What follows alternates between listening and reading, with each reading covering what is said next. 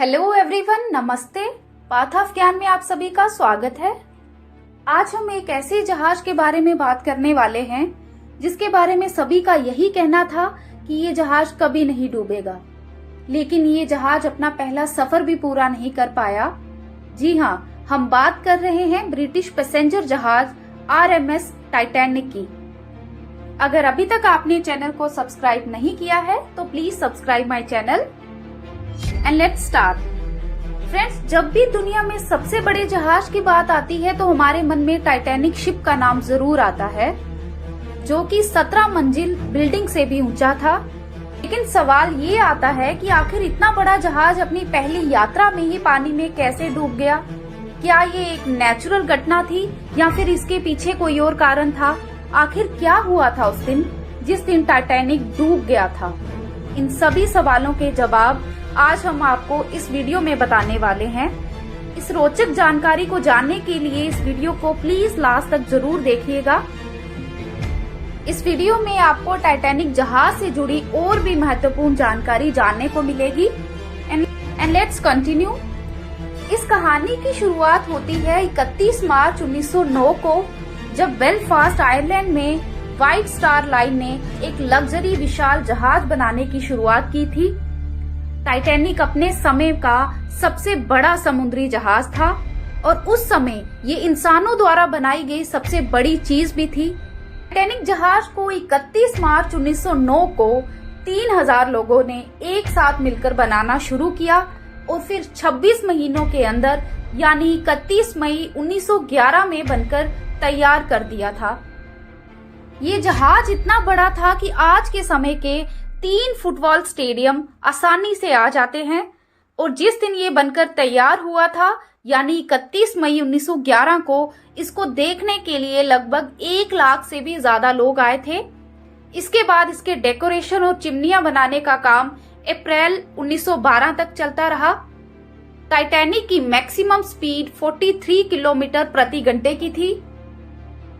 इसमें लगी सीटी की आवाज तो इतनी तेज थी कि इसे 16 किलोमीटर दूर तक सुना जा सकता था। टाइटैनिक 10 अप्रैल 1912 को इंग्लैंड के साउथहैम्पटन से न्यूयॉर्क की ओर रवाना हुआ। 4 दिन तक तो सब ठीक ठाक चलता रहा।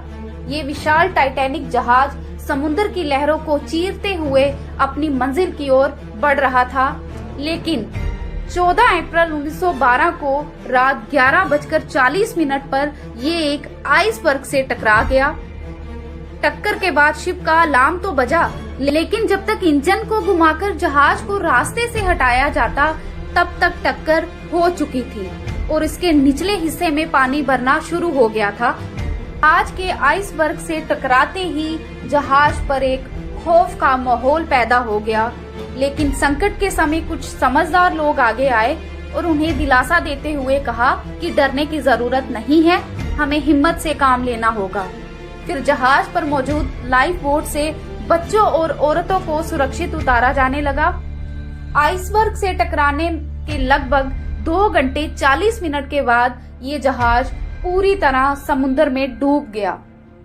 कभी ना डूबने वाला ये जहाज समुद्र की गहराई में पूरी तरह समा गया।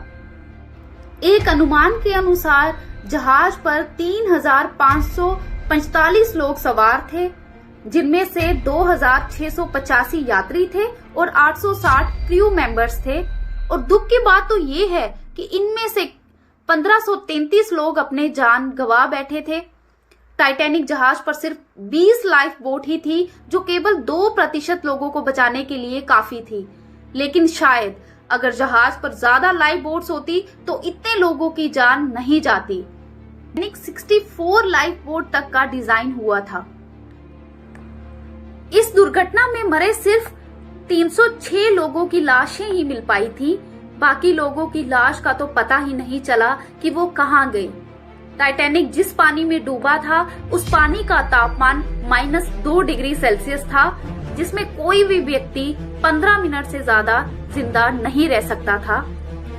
जहाज के धीरे धीरे डूबने की खबर मिलने के बावजूद भी इसके म्यूजिशियन इसके डूबने के वक्त तक गाना बजाते रहे। वे अपना साहस दिखाते हुए सबका मनोबल बढ़ाने के लिए गाते रहे और उन्हें खुश करते रहे। बर्फ के टुकड़े से टकराने के 2 घंटे 40 मिनट के बाद यानी 2:20 के करीब ये पानी में डूबा और इसे 15 मिनट का समय लगा समुद्र तल तक पहुंचने में। जहाज से टकराने वाला आइसबर्ग लगभग 100 फीट ऊंचा था। ये ग्रीनलैंड के ग्लेशियर से आया था। एक अनुमान के अनुसार टाइटैनिक से टकराने वाला आइसबर्ग 10,000 साल पहले ही ग्रीनलैंड से अलग हुआ था और टक्कर के बाद 2 हफ्ते के बाद ही नष्ट हो गया था, क्योंकि टक्कर से आइसबर्ग को भी काफी नुकसान पहुंचा था। टाइटैनिक को हर दिन 600 टन कोयले की जरूरत होती थी।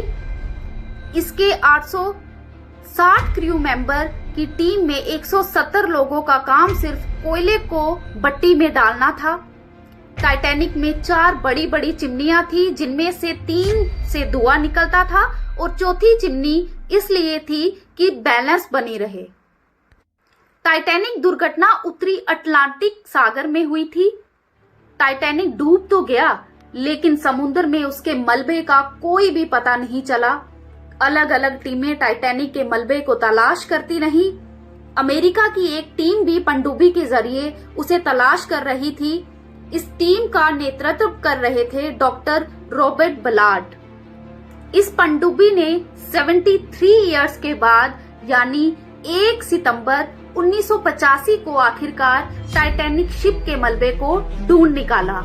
आपको जानकर हैरानी होगी कि समुद्र में टाइटैनिक जहाज के 2 टुकड़ों में टूटा हुआ पाया गया और इन दोनों टुकड़ों की आपस में दूरी 600 मीटर की थी। साइंटिस्ट इस बात पर आज तक सहमत नहीं है कि आखिर टाइटैनिक 2 टुकड़ों में क्यों बट गया, क्योंकि उसमें छेद तो सिर्फ एक ही तरफ हुआ था और ये बात ज्यादा मानी जाती है कि शायद समुद्र की सतह पर एक तरफ से दबाव बढ़ने से ये टूट गया। फ्रेंड्स, यूं तो टाइटैनिक पर कई फिल्में और डॉक्यूमेंट्री बन चुकी हैं, लेकिन 1997 में बनी टाइटैनिक फिल्म सबसे ज्यादा चर्चा में रही। इस फिल्म को बनाने का खर्चा उस समय के हिसाब से टाइटैनिक जहाज को बनाने से 40% ज्यादा आया था। आपको जानकर हैरानी होगी कि टाइटैनिक पर सवार बहुत से लोग ऐसे भी थे जो इसमें यात्रा नहीं करना चाहते थे। दरअसल टाइटैनिक की मालिक कंपनी व्हाइट स्टार लाइन ने अपने 2 समुद्री जहाजों की यात्रा कोयले की कमी के कारण रद्द कर दी थी और उसके यात्रियों को टाइटैनिक में शिफ्ट कर दिया था। इस वजह से उन लोगों ने भी अपनी जान गंवा दी जो टाइटैनिक में सफर करना नहीं चाहते थे। टाइटैनिक जहाज इंजीनियरिंग का एक अद्भुत करिश्मा था जिसने सबको हैरान कर दिया था, लेकिन आज तक प्रकृति के सामने किसकी चली है जो इसकी भी चलती। तो ये थी टाइटैनिक की स्टोरी। मुझे उम्मीद है कि आपको ये वीडियो अच्छी लगी होगी। ऐसी ही अमेजिंग वीडियोस के लिए please like, share and subscribe my channel. आपको ये जानकारी कैसी लगी प्लीज हमें कमेंट करके जरूर बताएं। Thank you.